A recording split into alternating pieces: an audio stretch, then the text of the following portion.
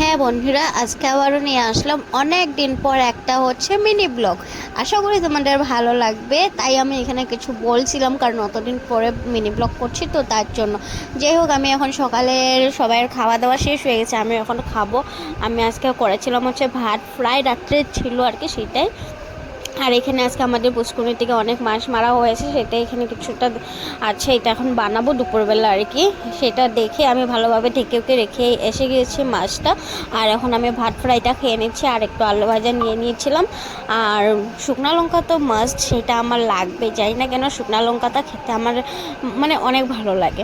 আর যাই হোক, এদিকে আমি দেখো ভাত খেয়ে তারপরে আমি এদিকে মাছগুলো সব ভালো করে বেছে পরিষ্কার করে নিয়েছি। আর মাত্র এতটুকু মাছ হয়েছে, আর চিংড়ি মাছ কয়েকটা ছিল, সেটা আমি আলাদা করে রেখে দিয়েছি। আর এখানে সমস্ত মাছ আলাদা আলাদা করে নিয়ে এখন এখানে যেহেতু মাছটা কম আছে তার জন্য এখানে আলু এড করেছি, আর এখানে পেঁয়াজ কাঁচা লঙ্কা কুচি দিয়েছি, আর এখানে সমস্ত মশলা দিয়েছি, গুঁড়ো মশলা, আর একটুখানি তেল দিচ্ছি। আর এটা আমি এখন মাখবো, ভালোভাবে মেখে বানাবো আর কি। আরও মাছগুলো কয়েকটা ছিল, 4 পিসই মাছ ছিল, সেটাকে ফ্রাই করেছিলাম। সবাই 2 পিস করে খাবে, আর মানুষ তেমন নয়, দুজনই আছে আর কি, তার জন্য বলছি।